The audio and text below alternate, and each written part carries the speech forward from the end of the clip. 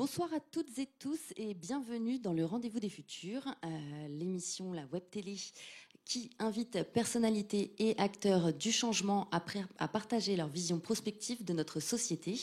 L'émission est diffusée en direct et disponible en replay, vidéo et audio sur les réseaux sociaux. N'hésitez donc pas à la faire résonner ou à la questionner via le hashtag RDVF. Ce soir, nous allons parler écologie, féminisme, équité et stéréotypes avec Nilsa Zosmanov, co-animateur des Rendez-vous des Futurs, Violaine Lucas, notre invitée de ce soir, le collectif Les Engreneuses qui nous rejoindra un petit peu plus tard. Vous retrouverez également dans cette émission vos chroniques préférées, la revue de presse, la minute bouclée et des résonances très stimulantes. Alors c'est parti. Violaine Lucas, bonjour. Bonjour. On a un petit rituel qui consiste à prendre la bio de votre profil Twitter pour indiquer qui vous êtes. Donc vous êtes conseillère régionale, formation emploi, professeure de lettres et membre du mouvement politique Place Publique. Sur Instagram, vous êtes activiste féministe, cofondatrice de yeswoman.eu, éprise de poésie, de livres, de théâtre et de mots et combattante de la liste Envie d'Europe. Alors que manque-t-il à ces mini-biographies ? Alors, qu'est-ce qui manque ? Peut-être l'idée d'urgence, et d'urgence climatique, d'urgence écologique, d'urgence sociale, d'urgence démocratique et d'urgence féministe. Peut-être que c'est ce qui manque un peu. D'accord, très bien. Petite question rituelle également. Que répondez-vous à un enfant de 9 ans quand il vous demande ce que vous faites dans la vie ? C'est relativement simple. Je lui dis que je suis professeure, que j'apprends le français, j'apprends à parler bien français, à écouter des histoires, à raconter des histoires, à parler de littérature. Et puis après, sur le reste, alors c'est peut-être plus compliqué sur l'engagement politique, sur l'engagement féministe, mais d'une façon générale, je pense que le point commun, ou ce que je peux expliquer à un enfant de 9 ans qui comprendra certainement très bien, c'est que je m'intéresse aux mots, M-O-T-S, et que la transmission, en tout cas la capacité à écouter les autres, à parler, à s'exprimer, sont des choses qui sont fondatrices dans mon existence. Comment on explique à un enfant de 9 ans l'écoféminisme très rapidement ?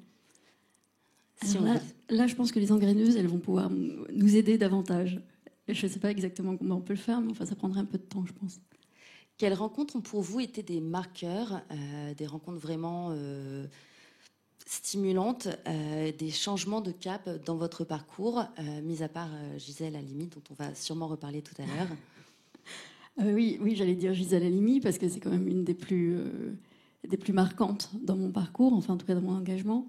Après, à titre personnel, je pense que c'est beaucoup de femmes qui m'ont marqué beaucoup, et beaucoup à travers leurs livres, mais pas uniquement. Un des grands livres qui m'a marqué, c'est Les mots pour le dire, de Marie Cardinal. Et puis voilà, ce serait plutôt des femmes, des portraits de femmes et des livres. Est-ce qu'elles ont été marqueurs de changement de cap au cours de votre vie ? Est-ce que vous avez eu une rencontre à l'adolescence, une rencontre à l'âge adulte, une rencontre... Je pense, en fait, à l'adolescence, vraiment, Les mots pour le dire. Et puis après, plutôt à l'âge adulte, Gisèle Halimi. Et puis après, c'est les personnes que vous aimez qui peuplent votre existence et parfois votre imaginaire, parce qu'ils ont fait des choses qui vous semblent formidables ou vous ont permis de faire des choses formidables. Eh bien, on va avoir l'occasion d'en parler. Et pour nous aider à entrer dans le vif du sujet, place à la revue de presse de Coralie et Jérémy.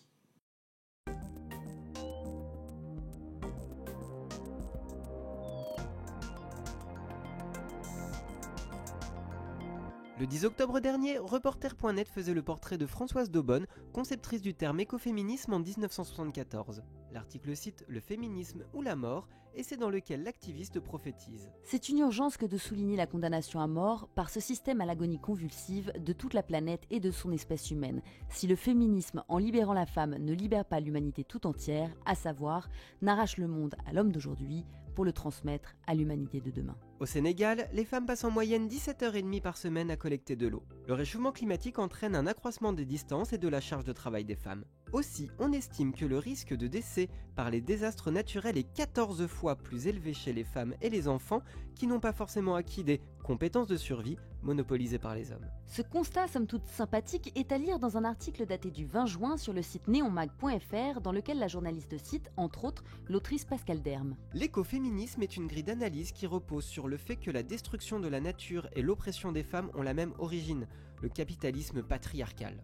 Plus je lis sur la crise climatique, plus je réalise à quel point le féminisme est crucial. Nous ne pouvons pas vivre dans un monde durable à moins que tous les genres et les personnes soient traités de façon égale. Tweetée au mois de mai, Greta Thunberg, dont les propos servent d'introduction à une interview de Jeanne Burgard-Goutal, parue le 8 mai dernier sur ouidemain.fr. Si la philosophe exprime un doute sur la possibilité de changer le monde grâce à l'écoféminisme seul, elle souligne néanmoins. Incontestablement, l'écoféminisme peut contribuer à créer un imaginaire radicalement différent de ce qui nous est proposé. Je pense que la pensée écoféministe peut ouvrir un espoir grâce à la radicalité et à l'utopisme de ses idées. Pourtant, si l'écoféminisme connaît aujourd'hui un regain de crédibilité, il a longtemps été taxé d'essentialisme et accusé d'enfermer les femmes dans un rapport soi-disant naturel à l'environnement du fait de leur capacité à enfanter.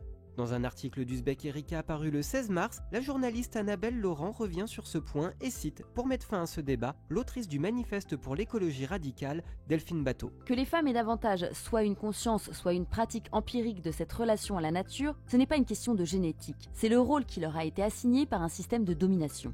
Pubis et forêts, arrêtons de tout raser. Ma planète, ma chatte, sauvons les zones humides. Pouvait-on lire sur de nombreuses pancartes jalonnant les récentes marches pour le climat, comme le rapporte un article de Libération.fr paru le 3 juillet. La journaliste insiste sur la nécessité de l'intersectionnalité des luttes écologiques et féministes et cite Emily H, pour qui le terme reclaim est la pierre angulaire du mouvement. Si l'on devait choisir un geste, un mot capable d'attraper et nommer ce que font les écoféministes, ce serait ce terme emprunté au vocabulaire écologique qui signifie réappropriation ou réhabilitation. Se réapproprier son corps, réhabiliter la terre sont ce à quoi s'attellent les écoféministes. Mais pourquoi t'enregistres ma chatte ? Parce que la mienne est opprimée.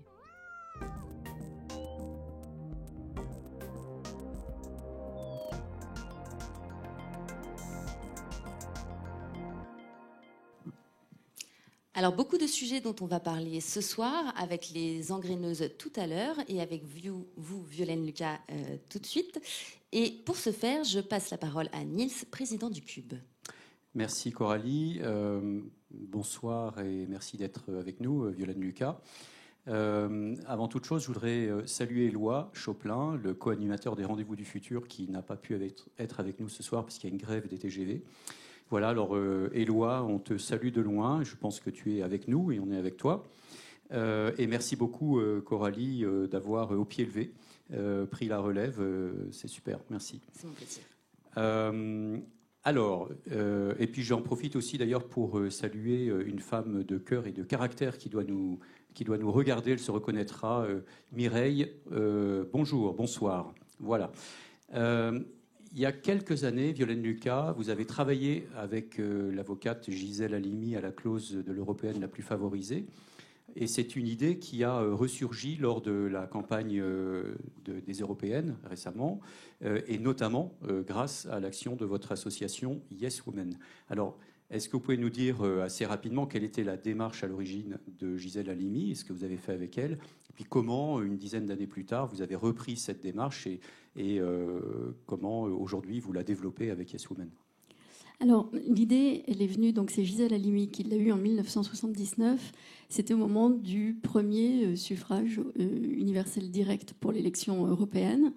Et Gisèle s'était demandé avec d'autres féministes ce qu'elle pouvait, comment les féministes ou comment les femmes allaient pouvoir profiter de cette construction européenne. Et elle s'était dit, mais en fait, on va se rapprocher d'autres pays, donc on va en profiter pour comparer nos droits respectifs dans les différents pays, et on prendra les lois qui nous semblent les plus favorables dans tous les secteurs de l'activité humaine. Pour les femmes, ça concernait alors à la fois le droit de choisir de donner la vie, la participation à la vie politique ou au monde du travail, la lutte contre les violences, et puis le droit de la famille. Donc tous ces éléments-là, c'était au départ se dire on va prendre les meilleures lois, on va prendre ce qu'il y a de plus avancé dans un des pays européens et puis on va l'appliquer à l'ensemble des autres citoyennes européennes. Et puis en réalité, Choisir la cause des femmes, qui est l'association que Gisèle avait fondée avec Simone de Beauvoir en 1972 au moment du procès de Bobigny, et au moment, enfin le fameux procès qui leur avait permis de faire qu'en 1975, Simone Veil pouvait faire la loi de légalisation de l'avortement. À partir de 79, quand elles ont cette idée, en fait, elles sont prises par d'autres projets, par d'autres batailles, notamment la criminalisation du viol pendant le procès d'Aix, et puis l'égalité salariale. Enfin, il y a eu d'autres questions qui se sont posées, d'autres débats, d'autres procès, d'autres urgences. Et puis, la question, en fait, s'est reposée en 2003-2004, au moment du référendum, à différents moments où il y a eu des référendums. En fait, régulièrement, la question de la clause de l'européenne la plus favorisée revenait.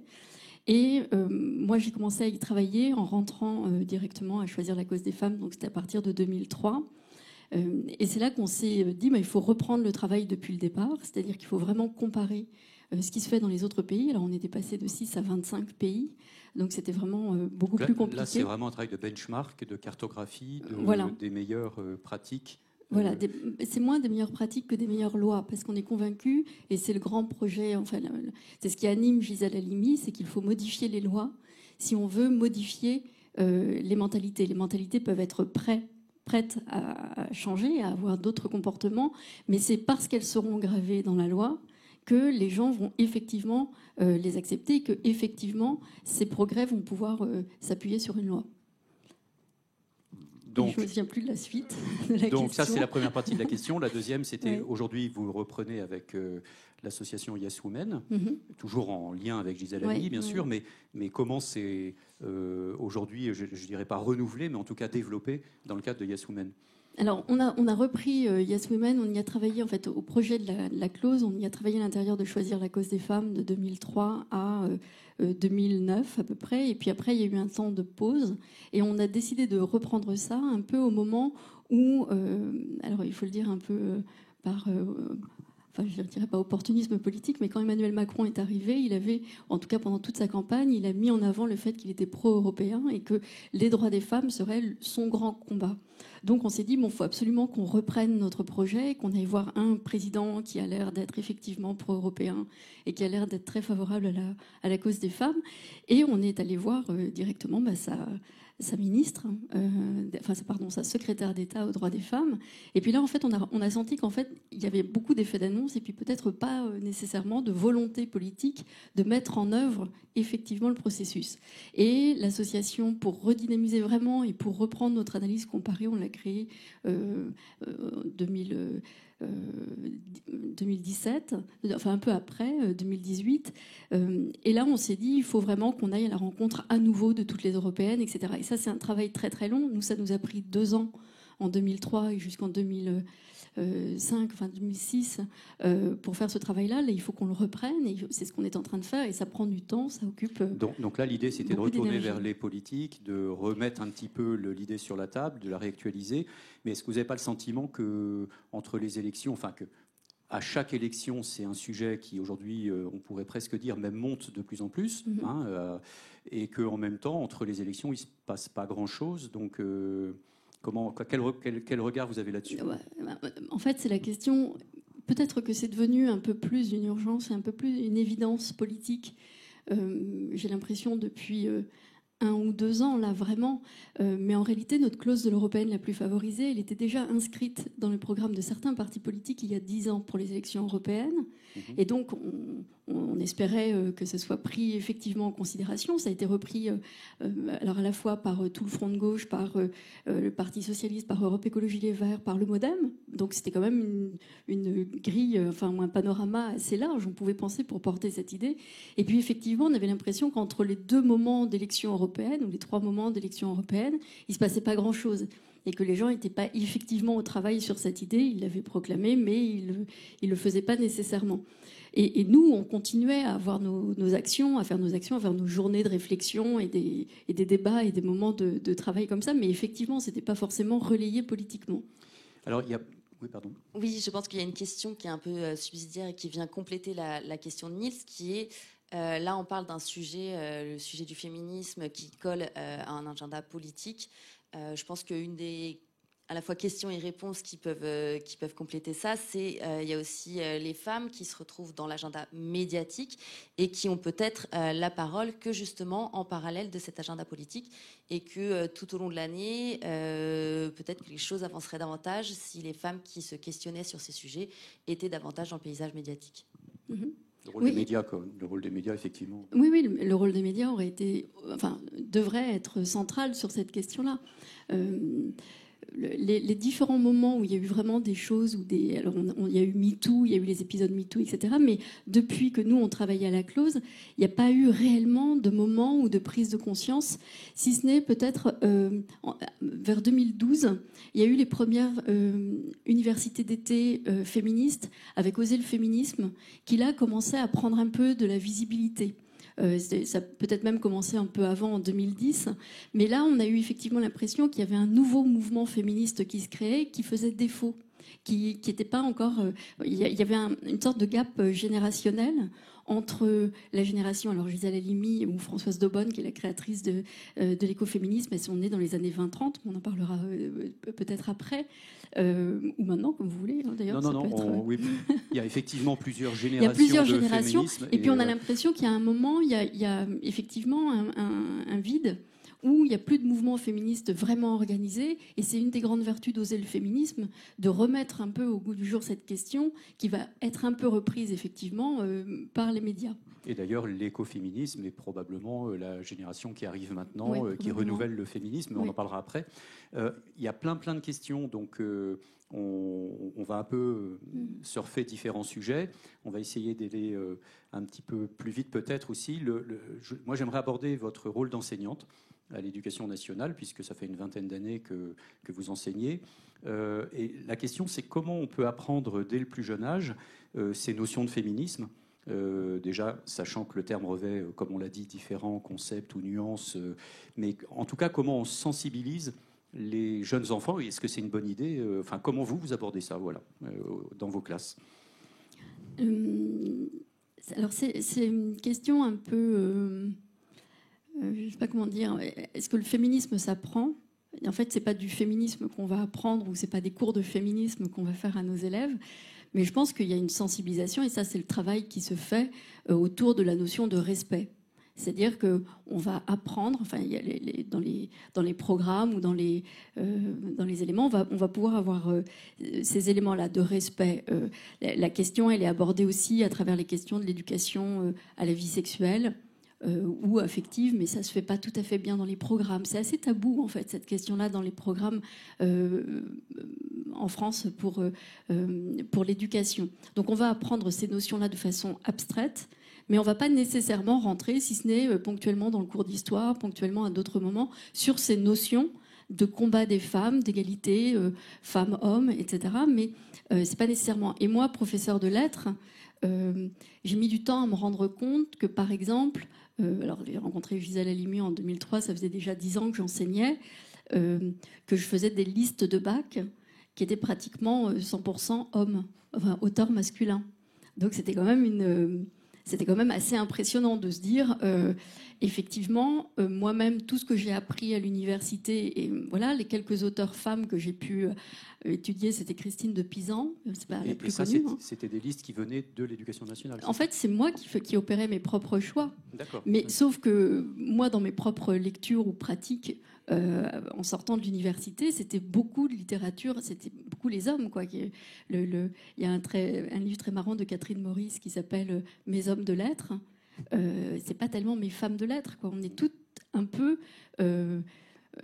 victimes de ça, c'est-à-dire qu'on retient des hommes de lettres et on va reproduire ça. Donc en fait, cette prise de conscience, elle arrive, à mon avis, individuellement chez les profs.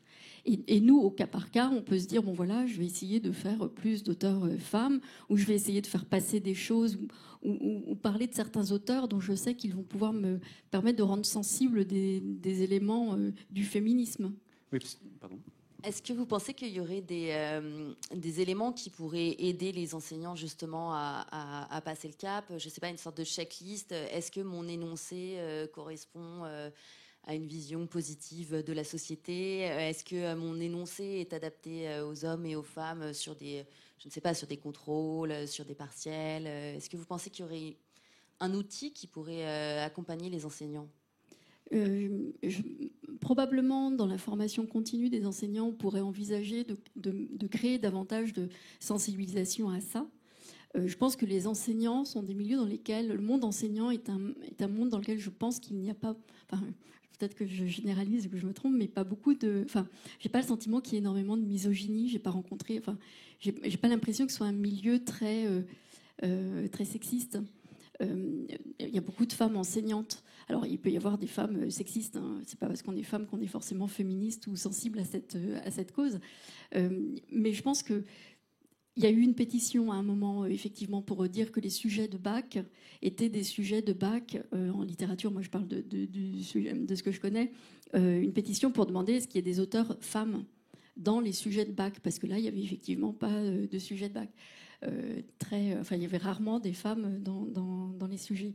Et je pense que il faudrait, oui, favoriser la formation continue, rendre plus sensible ça dans les façons de former les enseignants. Peut-être, je ne sais pas comment ça se passe dans les SP, si c'est quelque chose sur lequel on travaille. Moi, dans ma formation, ça s'appelait l'UFM, et on n'a jamais abordé ces questions-là. Mais il y avait plein d'autres questions qu'on n'abordait pas.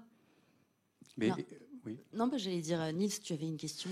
Oui, en fait, parce qu'effectivement, il y a la question de comment on gère les stéréotypes, les formes sociales, les croyances, les récits, enfin tout ce qui fait que, sans s'en rendre compte nous-mêmes, on est formé par des formes sociales, ce qui est autour de nous. Et alors, je vous invite à regarder peut-être une petite résonance d'un rendez-vous du futur avec Brigitte Grésy, qui est secrétaire générale du Conseil supérieur de l'égalité professionnelle, et qui était venue nous dire quelques mots tout à fait passionnants sur justement la lutte contre les stéréotypes. Peut-être on va regarder, puis si derrière ça vous évoque une réflexion.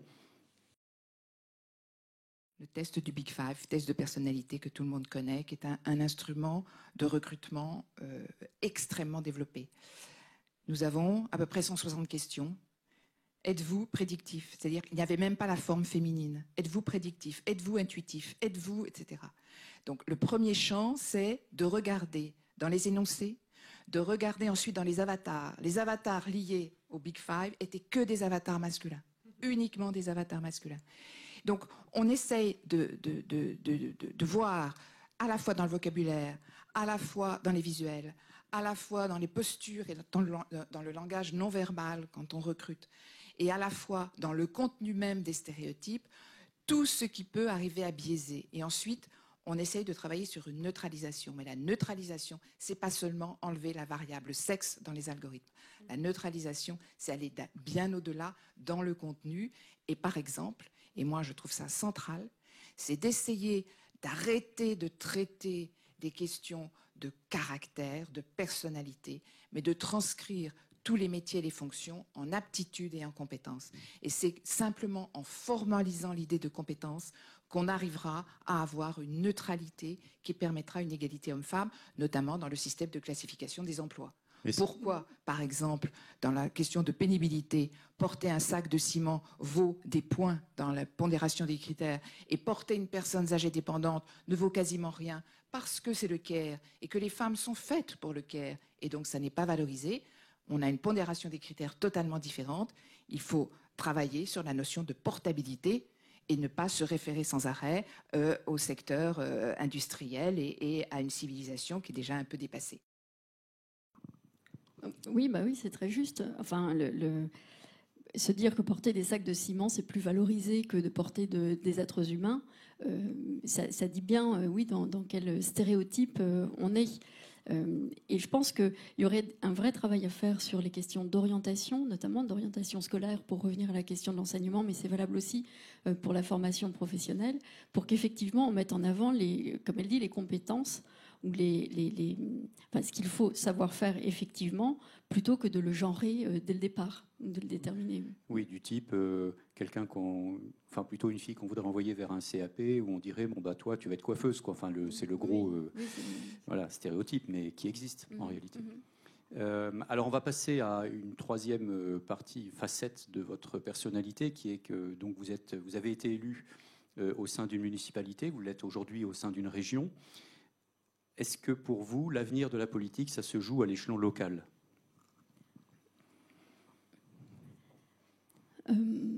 Alors c'est une vaste question. Je pense que l'avenir de la politique, enfin, ou la façon de faire de la politique, elle se jouait déjà de façon locale. Est-ce que c'est le seul avenir ? Je pense que c'est essentiel face aux enjeux d'effondrement et autres questions d'effondrement qui arrivent. C'est sûr que la réponse, elle va être de plus en plus locale face aux désordres globaux et mondiaux que nous aurons à connaître et qu'on connaît déjà. Et qu'effectivement, instaurer des solidarités locales, très très locales, des processus de plus en plus communaux ou intercommunaux s'entendent très bien. Et effectivement, les départements, les régions, je ne sais pas encore, on se pose tout le temps la question de savoir est-ce qu'il faut conserver les départements dans l'État, est-ce qu'il faut faire des régions plus grandes, enfin on se pose tout le temps ces questions-là. Mais ces échelons de collectivités territoriales, ils sont vraiment importants pour penser la politique différemment. Et ça, je pense que c'est ce qui est en train de se produire, même si on sent une tendance à vouloir recentraliser certaines questions, notamment celle de la formation professionnelle, par exemple. Donc le rôle du local qui devrait émerger de plus en plus pour répondre notamment aux enjeux environnementaux et aux solidarités sociales. Mais est-ce que le fonctionnement des partis politiques aujourd'hui, de gauche comme de droite, est-ce qu'il vous semble adapté aux nouvelles aspirations citoyennes en matière de démocratie ? Je pense à la démocratie participative, démocratie directe, pourquoi pas le tirage au sort, enfin toutes ces choses dont on entend parler aujourd'hui. Quel regard vous portez aujourd'hui sur le fonctionnement de la démocratie, on va dire plus de proximité pour le coup ? Je ne sais pas si c'est la question des partis politiques, parce que les partis politiques, ils sont vraiment en train de se... on a l'impression qu'on assiste un peu à leur dernier sursaut pour certains. D'autres essayent de se créer. On voit que c'est jamais extrêmement simple et qu'à chaque fois, ce qui manque, c'est une forme de discours un peu structurant. C'est-à-dire que face aux grandes idéologies, on se rend compte que maintenant, il y a une espèce de vide qui fait qu'on développe des pensées politiques qui semblent attachées soit à une personnalité, et on crée le macronisme, après qu'on appelle aussi le progressisme. Et puis, de l'autre côté, il y aurait un pôle identitaire, etc. Donc, trouver d'autres façons de faire de la politique, c'est trouver de nouveaux discours, en réalité. Qu'est-ce que l'on veut porter ? Qu'est-ce qu'on veut structurer ? Donc, l'échelon local ou les réponses qu'il faut apporter face aux effondrements, ça, c'est une première ébauche de structuration de ce discours. Il y a la vision, le récit, mais il y a aussi la co-construction du récit par les citoyens. Et ma question était peut-être sur cet aspect-là. Comment on passe d'une politique verticale de haut en bas à une politique horizontale, et dans votre pratique de la politique locale, est-ce que par rapport à ça, il y a des idées que vous voyez émerger plus que d'autres ? Je le vois à l'échelon très local sur des municipalités qui expérimentent déjà depuis longtemps, comme Kingersheim avec Joe Spiegel, qui expérimentent des pratiques démocratiques où il y a vraiment des processus de co-construction avec des citoyens qui vont dans une maison de la citoyenneté, c'est-à-dire un lieu qui est dévolu uniquement à la construction des projets structurants pour la commune, qui vont avec des citoyens tirés au sort, des citoyens porteurs de projets, des associations, des élus, travailler ensemble pour essayer d'élaborer avec la population de nouvelles façons de faire. Alors ça, moi, j'y crois énormément. Dans la pratique politique actuelle que j'ai, c'est tout à fait le contraire. Et je pense que c'est globalement, dans beaucoup de structures de collectivités territoriales notamment, les, entre guillemets, oppositions. Moi, je suis dans une opposition. Je ne suis pas invitée à co-construire des politiques publiques. Même tous les vœux, tous les amendements, toutes les propositions qu'on fait sont systématiquement rejetés. Donc on n'est pas du tout dans de la co-construction. On est à des années-lumière de ce qu'il faudrait faire réellement si on veut être à la hauteur des enjeux. Alors une question peut-être un petit peu plus méta. On voit avec la montée des partis populistes qu'on est en train de passer de l'opposition traditionnelle gauche-droite à une opposition qui est plutôt riche-pauvre. Et ce que ça produit, c'est que du coup, ça relie les extrêmes entre eux. On le voit sur les ronds-points, par exemple. Du coup, pour vous, l'avenir de la gauche, il se situe où quand vous y pensez le matin en vous rasant? Alors, j'y pense pas tellement en rasant, mais l'avenir de la gauche, alors, je sais pas, après, c'est les grands questionnements actuels. Moi, je pense qu'il est dans un retour à une forme de radicalité. Mais en fait, la grande difficulté, c'est ce qu'on verra aussi, je pense, pour le mouvement féministe, c'est que ce qui, pour des gens de ma génération, paraît comme une évidence ou des évidences, je pense qu'il faut que ça soit dit maintenant parce que la gauche, enfin ce qu'on appelait la gauche, a longtemps été dévoyée et on a vu des gens à gauche finalement mener et avoir un discours de droite. Que ce soit sur l'accueil des étrangers, que ce soit sur la difficulté du travail, sur la dimension sociale, etc. Il y a eu une espèce d'époque où, à la limite, être de gauche, c'était un peu honteux. Il fallait être tout le temps, avoir le sens des réalités, disait-on, ou avoir une espèce de... je sais pas, enfin de cogestion, de participer comme ça à la gestion du capital, et c'était à peu près tout. Et je pense qu'il est important peut-être de revenir à un discours qui fasse dire aux gens qui font de la politique, voilà, je m'engage parce que je pense qu'il y a des inégalités, des injustices, et c'est contre ça que je veux m'élever. Et je veux m'élever parce que pour moi, c'est pas normal qu'il y ait des gens qui soient dans une telle détresse, dans une telle misère, et qu'on ne fasse rien. Oui, qu'il y avait une question. Oui. Non, vous parliez de radicalité, vous parliez de rejet, et du coup, j'avais une question qui nous remonte au début de l'émission sur la clause de l'européenne la plus favorisée. Vous faites donc une veille sur les meilleures lois qui existent dans les pays de l'Union européenne. Je me demandais si vous faisiez aussi une veille sur les propositions de loi qui avaient été potentiellement rejetées, justement comme vous parliez de rejet, ou voilà, ce qui a pu s'imaginer. Oui, tout ça, on le fait au niveau national et puis on le fait au niveau européen, ou même on peut aller voir un peu au niveau international. Et ce qu'on voit, c'est que en général, les gens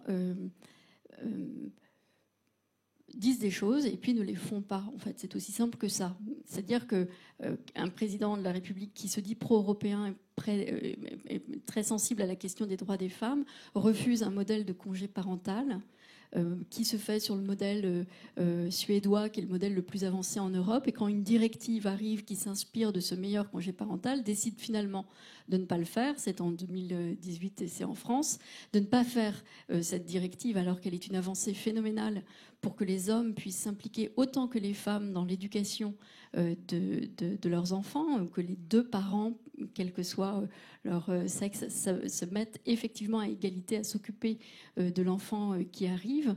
Et ça, c'est refusé. Il y a 10 ans, on avait fait voter à l'Assemblée nationale une proposition de résolution européenne destinée à faire appliquer pour la France le principe de la clause de l'européenne la plus favorisée, c'est-à-dire que dès qu'il y avait une idée qui arrivait, qui concernait les droits des femmes, projet de loi ou proposition de loi, on prendrait le meilleur exemple dans l'Union européenne pour s'en inspirer et pour faire une loi qui s'inspire de ça. Et en fait, on s'est rendu compte que le lendemain de la proposition de résolution européenne, une loi est arrivée précisément à nouveau sur le congé parental et qu'on n'a pas appliqué ce principe de cette résolution qui avait été votée pratiquement à l'unanimité dans l'Assemblée nationale. Donc ça, c'est le truc le plus simple, le plus basique, à mon avis, pour faire de la politique. Ça serait qu'enfin, les gens fassent ce qu'ils disent. C'est-à-dire qu'on ne se contente pas simplement de se payer de mots. Et autre question un petit peu concrète, on parle donc de meilleure loi. Comment on choisit une meilleure loi? Et est-ce qu'on la choisit par, une fois qu'elle a été mise en place, comment elle fonctionne aussi auprès des citoyens, ou est-ce qu'on l'a choisit sur le papier?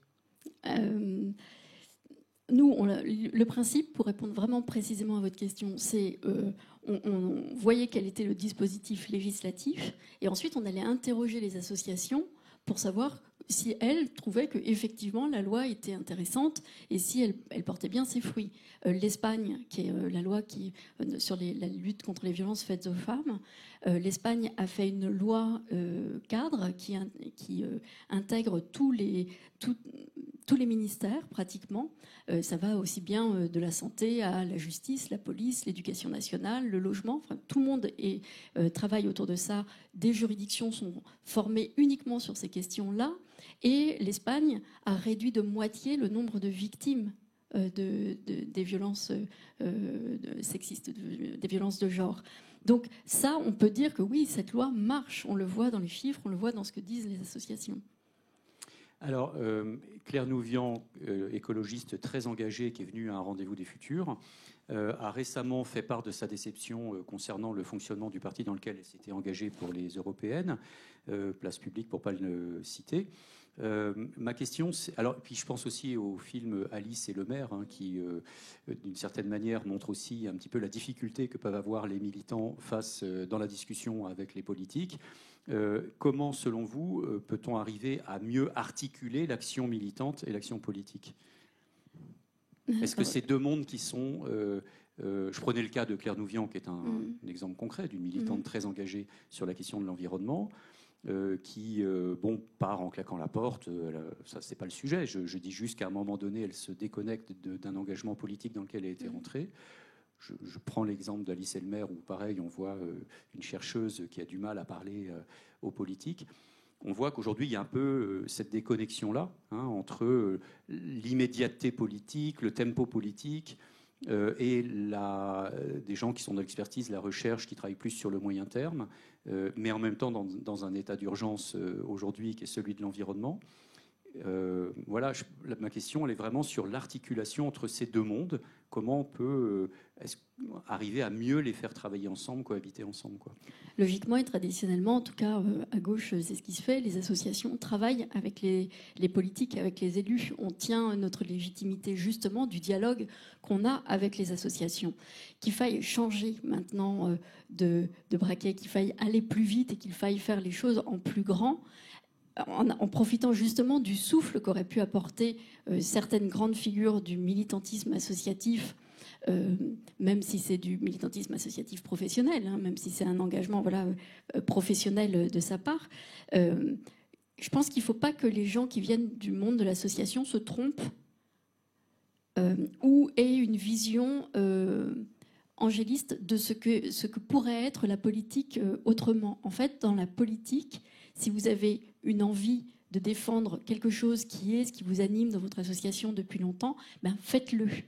Et faites-le sans imaginer, rêver ou penser que ce qu'on va faire en politique va être super nouveau et que ça va être magnifique.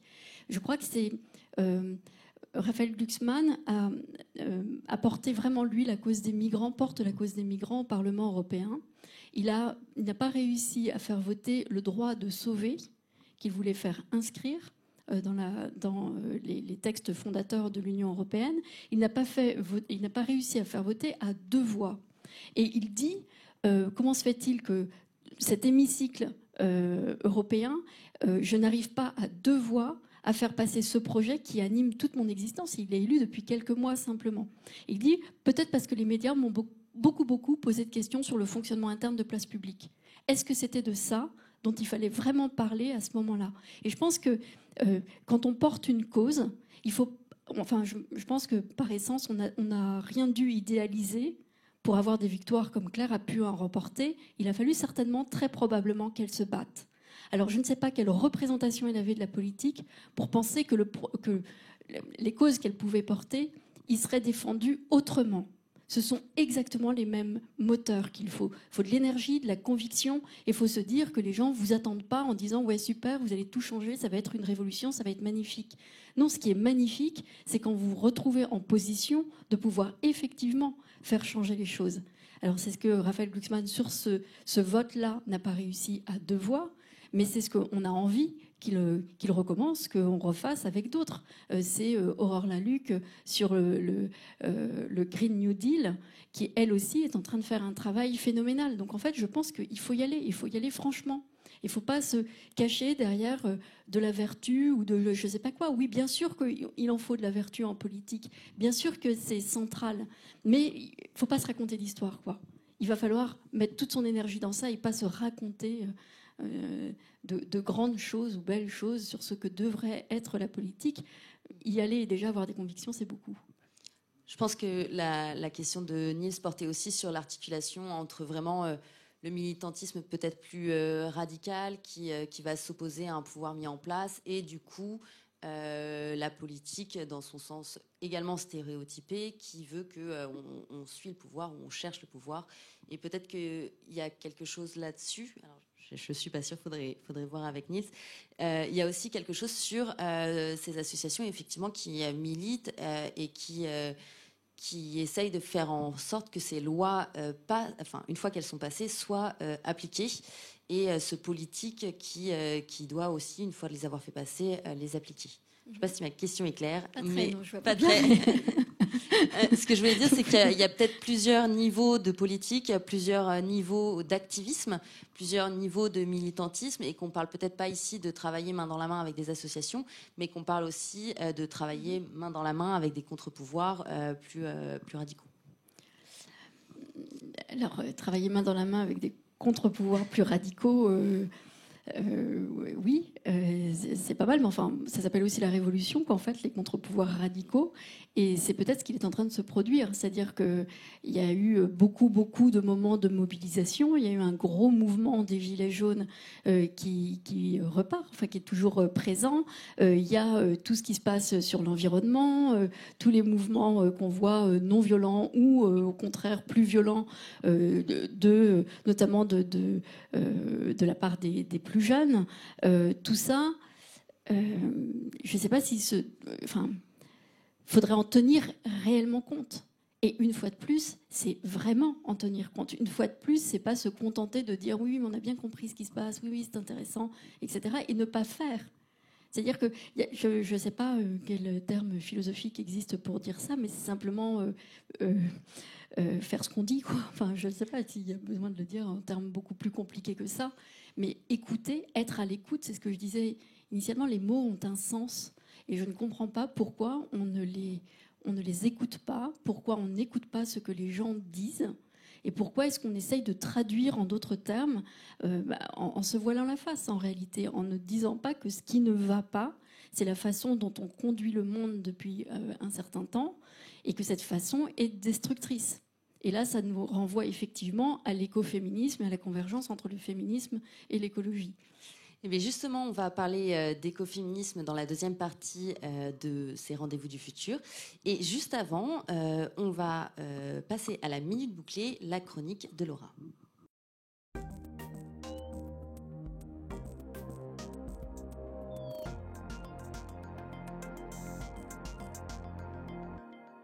Salut à tous, je suis ravie de vous retrouver dans cette nouvelle minute bouclée. Alors je ne vous cache pas que cette chronique sera légèrement énervée, je dirais même énervée de la touche. Oui, parce que j'ai énormément de questions qui me brûlent les lèvres.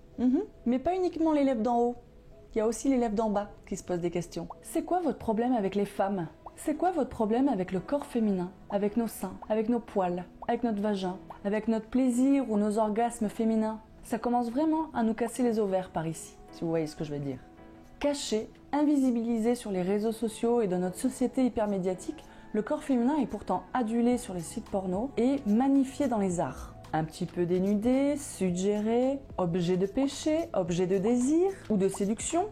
Il doit répondre à des codes très normés, il doit être lisse, parfait, sans poils, sans liquide. Mais le corps féminin, il va au-delà de tous ces canons esthétiques, de tous ces codes hyper normés. Le corps féminin, il vit sa vie, il y a du liquide, il y a des orgasmes. Comme ça, il vit au-delà de cette image parfaite que la société veut nous transmettre. Alors dès qu'on parle d'orgasme féminin, de menstruation, de touffe qui dépasse de la charrette en été quand il faut absolument arborer un abricot parfait, de vergéture postpartum, de veines qui dépassent quand on allaite, de poils tout simplement, ben voilà, ça gêne, ça dégradant, nanana. Alors qu'en fait c'est naturel. En quoi l'anatomie et le corps féminin seraient-ils à dissimuler, à cacher ? Est-ce que vous avez vu cette pub ? Il s'agit d'une campagne signée Nana, la célèbre marque de protection hygiénique, qui s'intitule tout simplement Viva la vulva. Donc on y voit du sang menstruel, du vrai sang bien rouge au fond d'une serviette hygiénique et pas ce liquide bleu chelou qu'on voyait depuis des années dans les publicités pour tampons. Et on y voit surtout des vulves représentées en pêche, en origami, en coquillage, en porte-monnaie qui s'ouvre. C'est coloré, c'est dynamique, c'est rigolo et pourtant ça dérange, ça choque les gens, ça offusque les gens.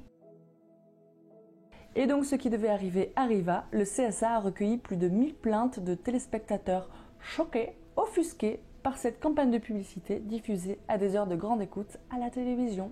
Voilà. Si des vulves multicolores ça choque, si des petits porte-monnaies qui s'ouvrent comme ça à 20h, ça choque. Qu'en est-il des films violents qui passent parfois à 21h, des jeux vidéo méga sanglants auxquels parfois de très très jeunes vont jouer? Qu'en est-il des propos homophobes, sexistes, haineux qui sont diffusés à la radio, à la télévision, matin, midi et soir, issus de polémistes, d'animateurs télé très connus, etc. Voilà. Qu'en est-il des images de guerre qui nous fait froid dans le dos, qui sont diffusées chaque soir sur nos JT? À un moment donné, la violence, c'est pas dans des cupcakes multicolores que vous allez les trouver. Il y a un moment donné, j'ai pas vu regarder la même publicité que vous, quoi. Je comprends pas. Il y a des trucs comme ça qui... Voilà. Tout ce qui sort de ce côté esthétique, parfait, lisse, etc. est vu comme dégradant ou dégueulasse. Mais non, c'est la nature, c'est comme ça, on est fait comme ça. Et le fait qu'une publicité puisse sensibiliser au fait de la réalité, finalement, de notre anatomie, c'est quand même un pas en avant du fait de désacraliser un petit peu le corps féminin et le montrer tel qu'il est en fait, et ce qu'il fait, et ce qu'il peut faire.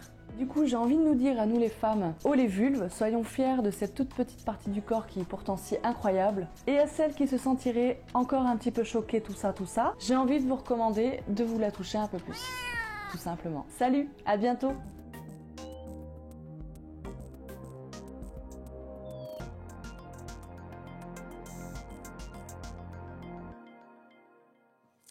Alors, on va pouvoir réagir sur la minute bouclée de Laura, mais avant, le plateau a changé, comme vous avez pu le remarquer. Et on accueille deux nouvelles personnes du collectif Les Engraineuses. Alice Jehan, vous êtes chargée de projet dans le secteur de l'économie sociale et solidaire. Bonjour. Bonjour. Et Solène Ducréto, journaliste, réalisatrice et rédactrice en chef d'EcoPlus TV, web télé sur l'économie positive. Bonjour également. Bonjour. Est-ce que vous avez des petites réactions sur cette minute bouclée à vif comme ça ou pas du tout? On est d'accord avec ça, globalement. Oui, moi aussi, je suis d'accord, oui. Mais je pense aussi qu'on s'auto-censure beaucoup. Enfin, moi, quand je lis des textes que je dois donner à mes élèves de 5e ou 4e, j'ai peur de heurter leur sensibilité dès lors qu'il y a question de choses féminines ou qui pourraient poser des questions ou faire qu'une censure s'exercerait pour que non. Eh bien, très bien. Avant de parler écoféministe, ou justement en parlant écoféministe, Nice, tu avais une question, il me semble. Bonjour, merci beaucoup d'être là, vous deux. Moi, j'ai une question très naïve à vous poser. On va parler d'écoféminisme. On sait qu'il y a déjà dans le féminisme des débats, parfois assez houleux, sur ce que doit être le féminisme. L'écoféminisme, c'est quelque chose de plus récent, même si je crois que ça date pas non plus d'aujourd'hui, mais enfin, on va dire que c'est maintenant qu'on commence réellement, que ça émerge dans les médias, etc. Donc ma question très simple, c'est comment chacune de vous définirait à sa manière ce qu'est l'écoféminisme, en quelques mots. Voilà. Alors c'est une question vaste. Effectivement, la manière la plus simple de le définir, c'est de reprendre cette fameuse phrase qui montre que l'écoféminisme vraiment traite de la même oppression du patriarcat sur les femmes et sur la planète. Ça, c'est la façon hyper simple de le présenter. Après, il y a différentes branches dans l'écoféminisme. Il y en a une qui est plutôt culturelle dans nos pays du Nord et qui vise à comment dire attends, aide-moi sur ce coup-là. Oui, alors le sujet est vaste. Oui, le sujet est très vaste. En fait, le mouvement écoféministe a, comme le dit Solène, énormément de tendances. En effet, c'est un mouvement qui est en train de réémerger et qui est sûrement lié à toutes les problématiques de changement climatique, de montée des inégalités qui ont lieu maintenant. Mais c'est un mouvement très, très ancien. C'est important de le dire. C'est un mouvement qui ne démarre pas dans les sociétés dites développées, même s'il a été très présent dans les sociétés anglo-saxonnes dans les années 70 et 80 autour de la lutte du nucléaire. C'est vraiment en fait si on pouvait résumer en un mot, c'est un mouvement d'action. C'est pas un mouvement théorisé.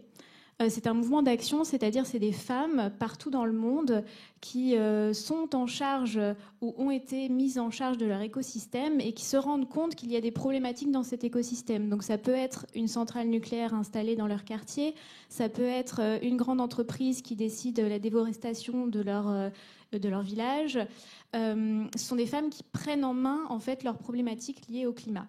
Alors j'ai regardé ma petite fiche Wikipédia. Effectivement, c'est un terme qui est apparu il y a une cinquantaine d'années, hein, vous disiez, sous la plume de Françoise d'Aubonne, qui a établi un lien entre l'oppression des femmes et la destruction de la nature. Et elle dit, je cite, la domination masculine et le saccage de la nature relèvent de la même matrice idéologique. On pourrait dire que le capitalisme masculin est donc la cause du collapse, pour faire court, aujourd'hui. Est-ce que vous êtes d'accord avec à peu près ce décor, on va dire, et après on va travailler dessus?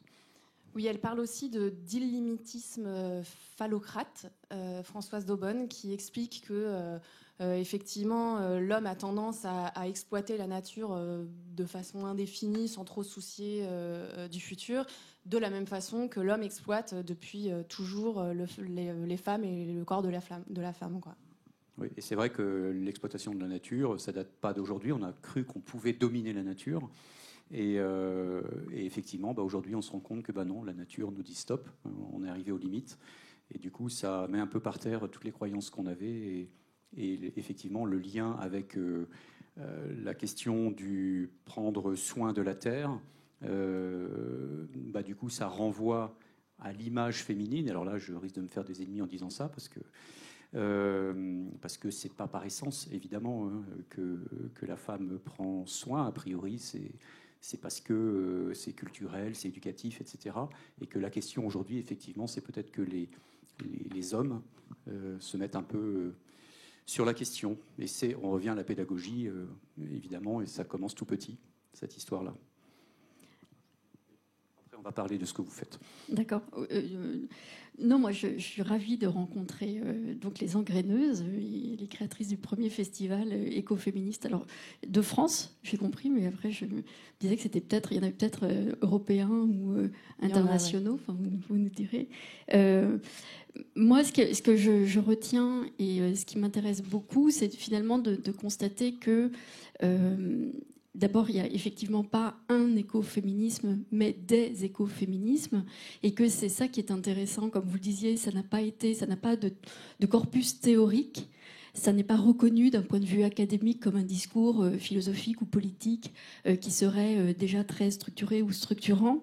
Et moi, je trouve qu'il est très vivifiant parce qu'il fait appel à plein de formes artistiques différentes, et dans lequel le corps est omniprésent, et dans lequel on va se réapproprier le reclaim, c'est ça, on va se réapproprier les stéréotypes qu'on donne traditionnellement aux femmes sur leur capacité effectivement à soigner, etc. Et je trouve que ce mouvement est vraiment intéressant parce qu'il est extrêmement créatif. Il porte en lui quelque chose moi je trouve de très généreux, tragique et très drôle. C'est-à-dire que dans la caricature, dans le mime, dans le grossissement finalement de ce qui nous caractériserait comme essentiel, je trouve que ça fait du bien, quoi. Même si ça a effectivement un certain âge. C'est ça. Pour donner un petit exemple, effectivement, le mouvement est hyper créatif.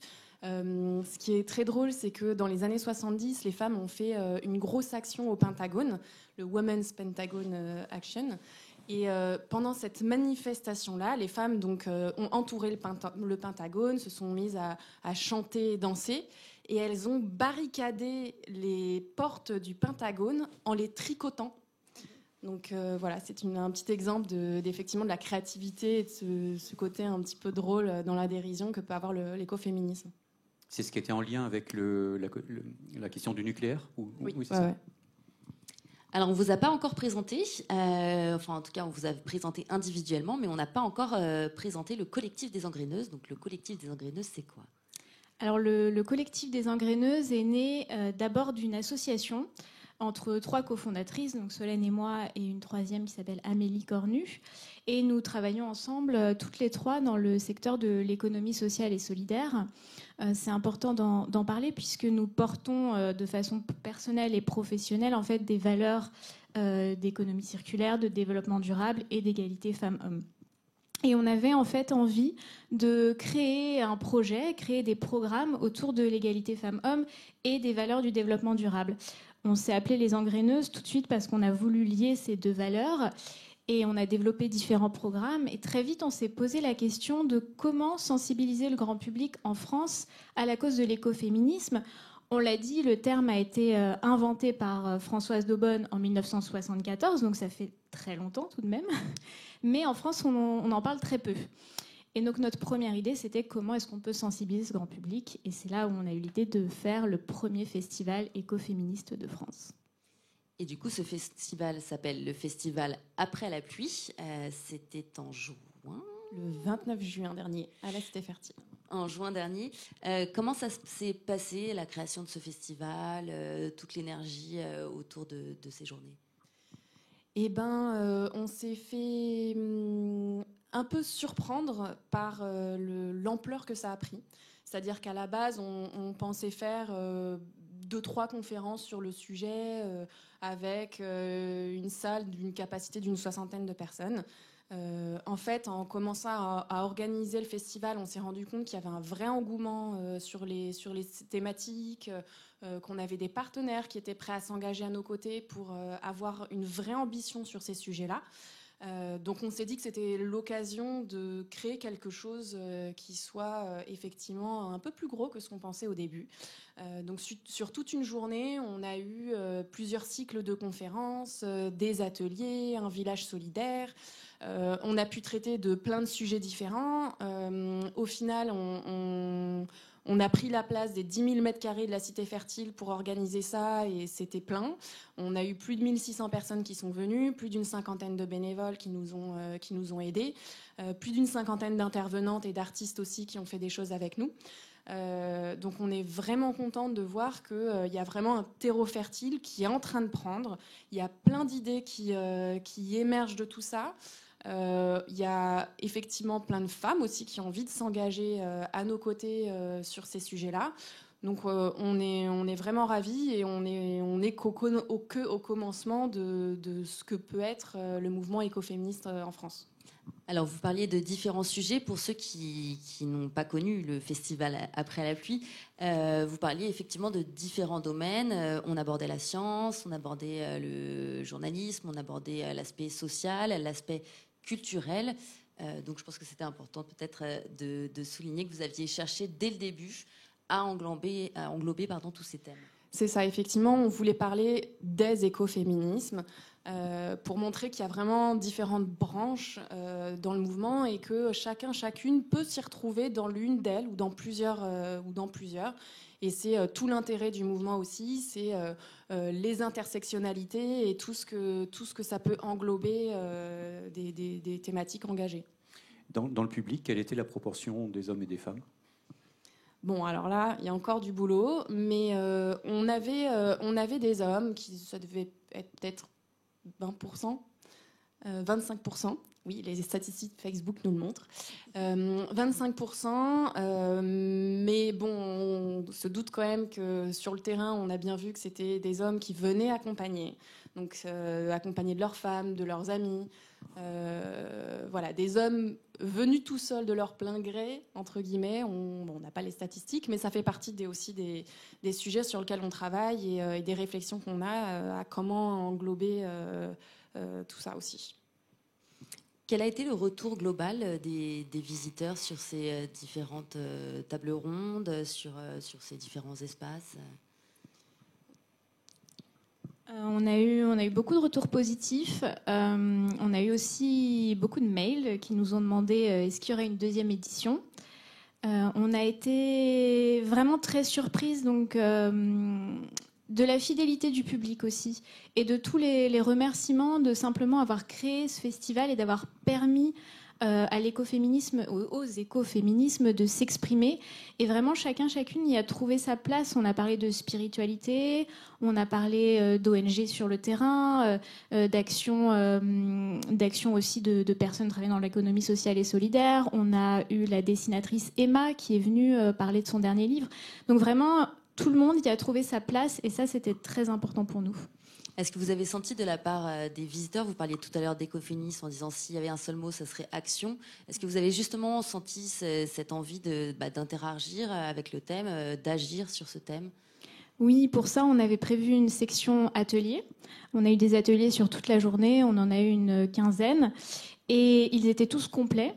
Ça, c'est important de le souligner. Et surtout, on a eu trop d'inscriptions. C'est-à-dire qu'il voilà, il y avait plus de personnes. Donc oui, les gens ont envie de mettre les mains dans la terre, de participer, de découvrir aussi. On a proposé des ateliers autour des plantes médicinales, de la réflexion sur la maternité, vraiment de découvrir et de prendre part au changement. Alors, excusez-moi, je repose un peu la même question que tout à l'heure, mais parce que ça me questionne.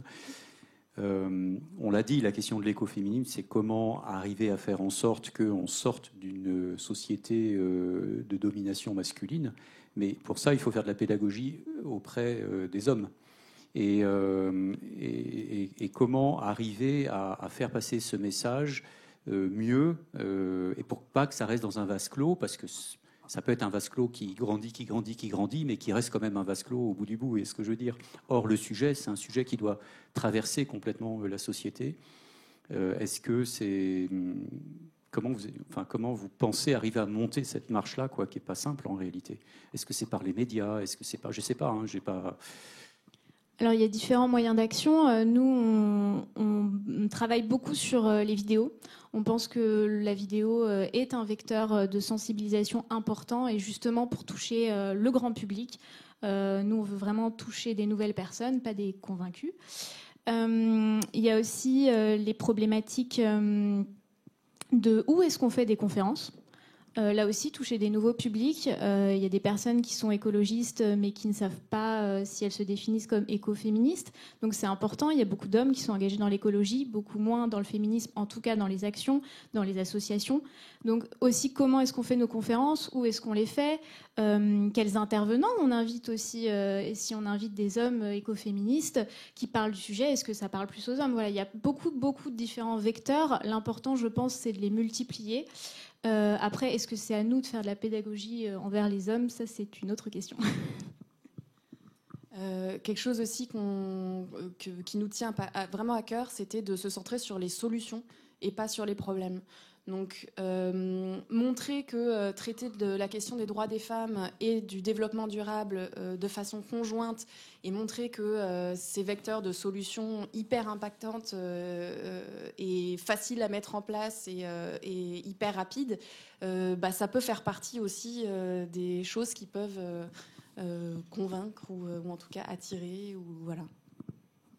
Après, moi, j'avais un petit peu envie de répondre à ta question aussi, Nils, mais tout en ne sachant pas si je peux me le permettre, mais en me disant peut-être que les engraineuses, l'idée, c'est plus d'encourager les femmes à prendre leur place que, effectivement, de peut-être sensibiliser les hommes. Après, c'est peut-être pas de là d'où vient le terme.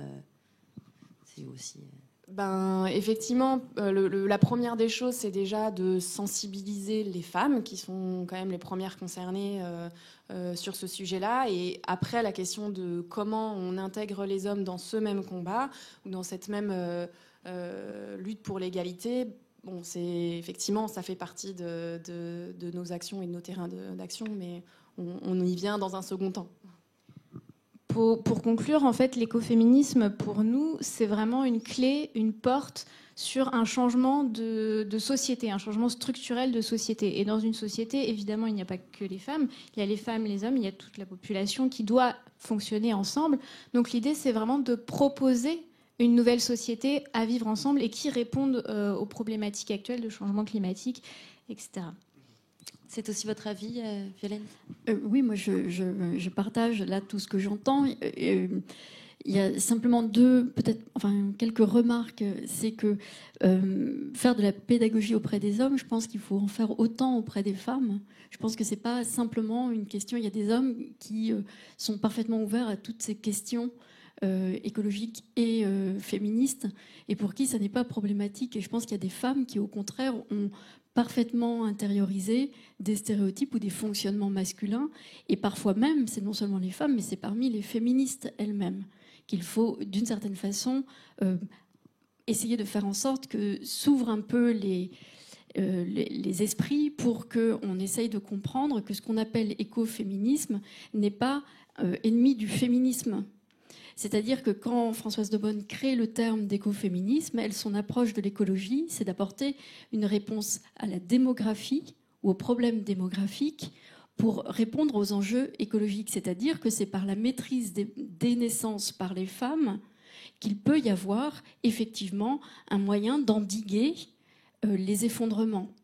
Et c'est en donnant aux femmes les moyens de la contraception et les moyens de l'interruption volontaire de grossesse qu'on peut effectivement répondre aux enjeux climatiques. Et Yves Cochet, quand il était venu dans votre émission, disait aussi la même chose. Et c'est difficile à entendre peut-être, mais en même temps, c'est une des clés de l'écoféminisme. Cette approche de Françoise Daubonne, c'est vraiment écologie et démographie. Donc ça, il y a quelque chose de très...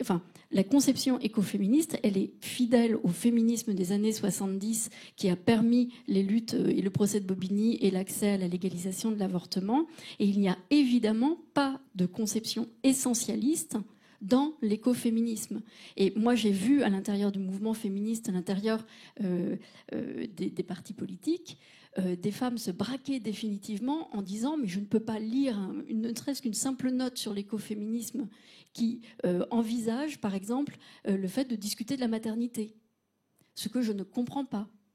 Quand les féministes dans les années 70 se posent la question de l'avortement, en tout cas à choisir la cause des femmes, l'idée c'était qu'il fallait, et d'ailleurs le planning familial s'appelait avant la maternité heureuse, on parlait de ces questions-là. C'était pas un problème de parler de la question de la maternité, simplement dire je peux choisir, je veux choisir le moment où je vais tomber enceinte, où je vais être enceinte et où je vais avoir un enfant. Enfin voilà. Donc je crois que c'est vraiment important de comprendre que l'écoféminisme n'est pas ennemi, ou les écoféminismes en tout cas, entendu au sens où Françoise Daubonne ou d'autres qui sont les auteurs de Reclaim, enfin que Emilia H a rassemblé dans Reclaim, ne sont pas ennemis de ces conceptions-là qui ont été radicales dans les années 70 du féminisme. Et ce que je tiens à dire aussi, c'est que je crois que dans l'écoféminisme, moi, ce que j'entends beaucoup, outre une nouvelle vision artistique, poétique du monde, je crois beaucoup à l'idée de soin ou à l'idée du care. Ça a été porté un temps par Martine Aubry, la politique du care.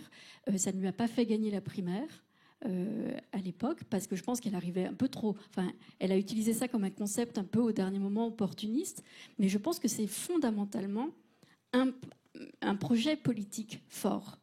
Et pour rejoindre ce que je disais tout à l'heure sur la maternité, moi, je crois beaucoup et j'écoute beaucoup ce que dit et ce qu'écrit Cynthia Fleury, notamment sur le soin.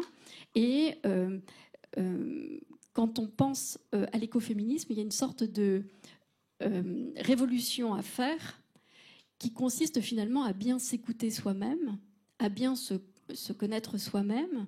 Et les écoféministes disent finalement, faut pas avoir peur de cette vision de la femme qui enfante, qui etc., etc. Enfin, tous les stéréotypes contre lesquels les féministes, enfin certaines féministes radicales, dans les années 70, ne voulaient même pas entendre parler de la maternité. L'avortement, c'était sans affect. Alors qu'on sait que c'est pénible, c'est douloureux, c'est pas quelque chose, je veux dire psychiquement, qui n'est pas simple. Et il y a un texte très beau de Cynthia Fleury sur les mères désenfantées, que, en tant que féministe, si vous voulez rester fidèle aux années 70, etc., vous allez écouter du bout de l'oreille, simplement, alors que dans le fond, ce qu'elle dit est profondément beau, humain et féministe aussi.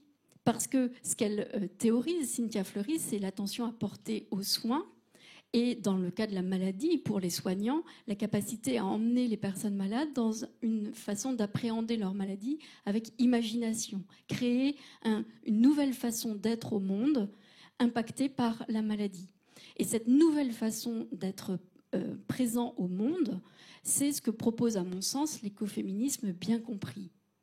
Et c'est pour ça que moi je trouve que c'est très porteur d'espoir et très porteur de valeurs qui doivent fonder un nouveau discours politique. Alors je pense que l'imagination c'est aussi un petit peu au centre de votre collectif.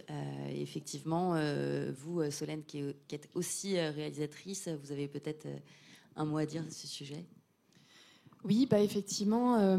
En tout cas, c'est ce qu'on essaye de retranscrire avec le festival et avec toutes nos actions. Ce côté hyper créatif fait vraiment partie de l'ADN de l'écoféminisme. On s'est attaché au festival à mettre en place plusieurs actions, que ce soit des lectures écolo-musicales avec des textes de Reclaim, des performances théâtrales. Tout ça, c'est hyper important et ça permet de construire, on en parlait tout à l'heure dans le petit extrait que vous aviez passé, la question de recréer un imaginaire collectif, ça fait partie des choses qu'on essaye de mettre en place. Ouais. Et recréer un imaginaire collectif, évidemment, avec les femmes, et pas que. Et je dis ça, c'est parce que j'ai lu sur votre site que vous indiquez que le CNC, dans les subventions qui sont allouées par le CNC pour la réalisation de films, en fait, il n'y a que 24 ou 25% de subventions qui sont attribuées à des femmes. Et là aussi, vous avez d'ailleurs, je crois, une action sur ce sujet-là avec Le Vent tourne, si je ne dis pas de bêtises. C'est ça, on a aussi, ça a été la toute première action qu'on a mis en place, c'est un festival de films qui promeut une égalité dans le secteur de l'audiovisuel, justement parce que les femmes ont trop peu accès aux subventions et du coup ont du mal à porter auprès du grand public leur travail. Voilà, effectivement, le fait de proposer un nouveau point de vue à la société en passant par l'audiovisuel, ça peut faire partie des solutions ou en tout cas des actions pour sensibiliser. On pourrait dire que 75% de l'imaginaire collectif est produit par des hommes. Quoi. C'est ça. Alors après la pluie, qu'est-ce qu'il y a ? Il peut y avoir plein de choses.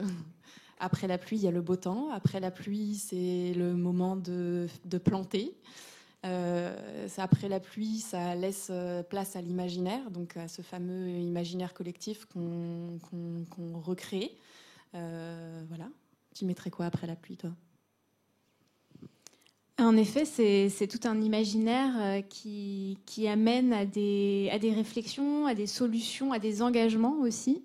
Après la pluie, on espère qu'il y a une société plus juste, plus égalitaire et plus durable. Et après la pluie, après la pluie, il y a après la pluie 2, donc, j'imagine.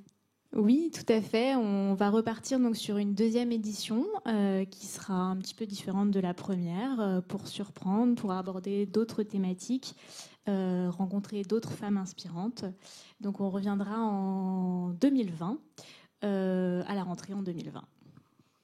D'accord. Et entre-temps, du coup, vous allez communiquer sur ces solutions impactantes que vous mettez en place toute l'année. Le prochain rendez-vous, c'est lequel ? Alors le prochain rendez-vous, on a une nouvelle table ronde qui va se faire fin novembre. On n'a pas encore communiqué les informations sur nos réseaux sociaux. Il suffit de suivre les engraineuses sur Facebook, sur Instagram ou Twitter pour avoir les informations. Donc une nouvelle table ronde sur Paris. Et juste, les engraineuses, ça fonctionne comme une association, c'est-à-dire que n'importe qui peut venir participer à vos réflexions. Enfin, comment c'est structuré ? Alors, on s'est structuré en collectif en premier lieu et ensuite en association il y a moins d'un an. Donc oui, on cherche des bénévoles très régulièrement, des nouvelles idées, des nouvelles propositions d'action. Donc là aussi, on a des apéros. On organise régulièrement des apéros. Il y a des informations sur nos réseaux sociaux pour justement recruter et développer nos actions. Alors, je sais que dans le public des Rendez-vous du Futur, il y a des jeunes très investis sur cette question-là. Il y en a même dans la salle. Donc peut-être, il y aura peut-être des connexions qui vont se faire. Avec plaisir. Alors la question des projets, j'allais vous la poser également. Quels sont donc vos projets, vos prochains rendez-vous à vous? Un des principaux rendez-vous, ça va être d'aller au prochain festival écoféministe. Et en fait, le rendez-vous ou les rendez-vous, pour moi, vous ne posez pas la question après la pluie, ce qui reste, mais il reste des zones humides. Et ces zones humides sont des zones à défendre. Et moi, les prochains rendez-vous, ça va être le combat. Ça va être les combats. Et c'est juste la chose dont je me demande si elle existe et si elle est présente dans le festival écoféministe après la pluie. Est-ce qu'il y est question de combat? Parce qu'en réalité, je pense qu'il ne faut pas perdre de vue que ce discours écoféministe peut aussi peut-être courir le risque d'être une série de mots sans acte. Or, le féminisme, c'est un combat pour moi profondément social, qui répond maintenant à des urgences sociales, écologiques et démocratiques, mais inextricablement liées. Et que ce qui nous attend, c'est un monde radicalement autre, et que pour aborder ce monde radicalement autre, il ne va falloir laisser personne de côté. Ni les personnes les plus vulnérables socialement, ni les personnes handicapées, ni les personnes migrantes, ni les personnes issues d'autres ethnies, et qu'on a traditionnellement un peu oublié dans nos discours, qu'ils soient politiques de gauche que féministes. Et c'est ça qui fait du bien dans le renouveau féministe, c'est un nouveau discours, donc fondé sur le soin et le fait qu'on peut se réapproprier des choses apprises culturellement pour les appliquer aussi bien à des petits garçons qu'à des petites filles qu'on voudrait éduquer dans de nouvelles perceptions. Et ça, je pense que ça doit faire l'objet de combats. Et que ces combats sont, à mon sens, politiques, mais ils sont aussi dans la rue, et ils sont aussi dans différentes formes d'action, et que ce ne sont pas que des actions non violentes, parfois ce sont des actions violentes, et qu'il faut interroger ces actions-là et leur violence ou leur non-violence, et qu'on ne fera pas l'économie de ces réflexions-là. On n'a pas parlé des sorcières, mais il y a aussi le mouvement des sorcières dont on pourrait parler.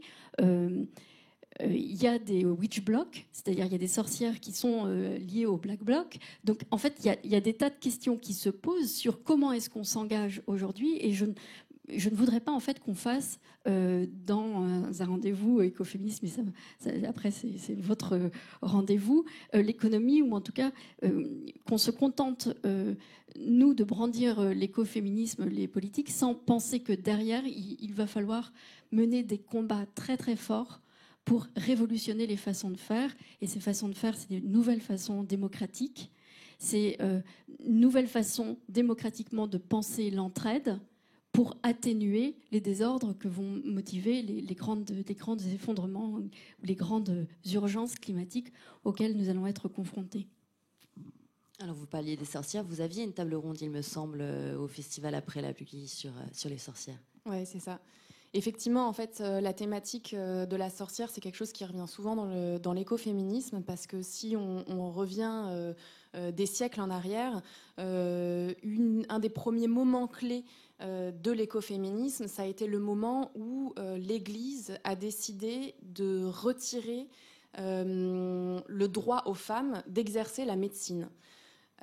Parce qu'effectivement, les populations allaient plus voir les femmes médecine plutôt que l'Église pour se faire soigner. Ils n'avaient pas tort. Mais du coup, fort de cette peur, les femmes se sont vues retirer ce droit-là, et de là est née cette chasse aux sorcières de toutes les femmes qui étaient les féministes de l'époque, qui refusaient d'arrêter d'exercer la médecine et de soigner, donc on revient au Caire, les populations locales. Et ce sont toutes ces femmes-là qui se sont vues brûler sur le bûcher de par leur combat voilà. Donc oui, la figure de la sorcière est en fait quelque chose d'hyper actuel et rejoint une des branches plus spirituelles de l'écoféminisme d'aujourd'hui, qui vise à se réapproprier les pouvoirs de la nature, les médecines douces, tout ça. Et voilà, et ça rejoint aussi toutes les thématiques du care, soigner les autres, se soigner soi-même, voilà. Alors, comme on approche de la fin, j'avais envie de vous demander le mot de la fin, mais j'ai l'impression que ce mot, c'est combat. Je peux vous laisser l'occasion d'en donner un autre, mais... Oui, on aime bien donner une petite citation d'un proverbe mexicain qui dit ils ont essayé de nous enterrer, ils ne savaient pas que nous étions des graines. Voilà. Joli. Violaine. Moi, c'est une citation que je prends en fait, qui est en exergue dans Reclaim et qui est un slogan, en fait, je pense, d'écoféministes. Alors, c'est de l'anglais, je prends pas le risque de le lire en anglais, malgré de nombreuses heures de cours, mais je vous en donne la traduction. Ça dit, grosso modo, si je ne peux pas danser dans votre révolution, je ne viens pas. Et je trouve ça excellent parce que, en fait, je pense que alors, ça rejoint à la fois les danses de sorcières, mais aussi tout simplement l'énergie, la puissance du corps, la joie, la fête de ce combat. Nils, tu avais... Oui, pour clôturer, en effet, je rejoins Violaine, l'écoféminisme n'est pas seulement un mot, l'écoféminisme, on l'a dit au début, est une série d'actions. Il y a les marches pour le climat, où il y a souvent des pancartes écoféministes, comme on l'a vu dans la revue de presse. Il y a beaucoup de moyens d'action, qu'on soit citoyen, qu'on soit entreprise, qu'on soit politique, à mettre en place, qui prend en compte des valeurs écoféministes. Et pour ça, c'est à chacun, chacune de s'engager. Et moi, je voulais, en mot de la fin, pour ma part, je voulais vous faire part d'un coup de cœur que j'ai eu, un vrai coup de cœur récemment. La lecture d'un livre que je vous conseille vivement, qui s'appelle Nos cabanes, de Marielle Massé, aux éditions Verdier. Ça vient de sortir. Et tout le propos, c'est de nous amener à habiter autrement ce monde abîmé, je la cite, d'élargir notre conscience, d'explorer les chemins de traverse. C'est absolument passionnant. Voilà. Alors moi, j'ai pas de coup de cœur ni de mot de la fin. Juste, j'ai vu griffonner Nils sur son papier. Je croyais qu'il allait poser une question parce que je croyais qu'il avait noté écoféministe comme l'écho. Et je m'étais dit, il a une résonance là-dessus et il a envie de poser la question. Il l'a pas posée. Alors peut-être qu'à la place d'un dernier mot, je vais peut-être faire cette dernière question. Est-ce que ça vous semble aussi cohérent, cette façon d'orthographier le mot ? Je vais commencer par vous qui êtes une amoureuse des mots. C'est Catherine Larère qui signe la postface en fait, de l'anthologie de Émilie H, qui dit qu'on voit bien que c'est une structuration anglo-saxonne finalement de écologie et féminisme. Je ne sais pas si l'orthographe est la bonne, je ne sais pas s'il faut même continuer à utiliser ce terme-là. Je n'ai pas tellement d'avis sur la question. Moi, il me va bien ce mot-là pour le moment, parce que voilà, on n'en a pas inventé d'autres. Je ne sais pas s'il en faudra un autre pour le moment. Avec un H, ouais, ça serait peut-être pas mal aussi, oui.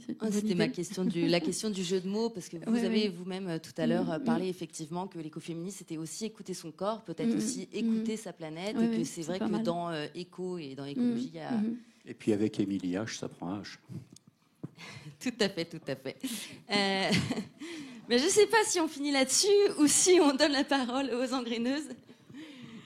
C'est pas mal de finir là-dessus, oui. Eh bien voilà, écoutez, merci à tous. Merci aux équipes de l'agence Triple C, de JD Carré et du Cube d'avoir préparé cette émission. Les prochains rendez-vous du futur, on vous attend le 14 novembre avec la philosophe Fabienne Brugère. Le 16 novembre, une émission spéciale de notre partenaire, le forum Changer d'air, avec un dialogue entre Alex Kahn et Joël Deroné, qui, je le rappelle, est le parrain de ce projet du Rendez-vous des Futurs. Suivez-nous sur les réseaux, suivez également nos invités et leurs projets, et on se dit à bientôt.